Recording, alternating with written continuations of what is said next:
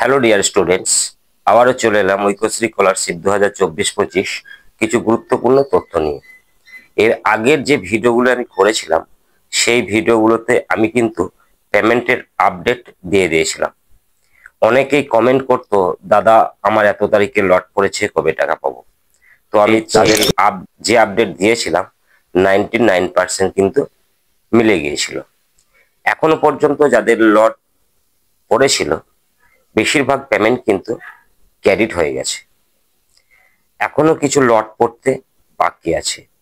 তো আমি সেই সমস্ত স্টুডেন্টদের বলবো, তোমরা চিন্তা করো না, আগামী 15 এপ্রিল থেকে আবারও লট কিন্তু পড়তে শুরু করবে।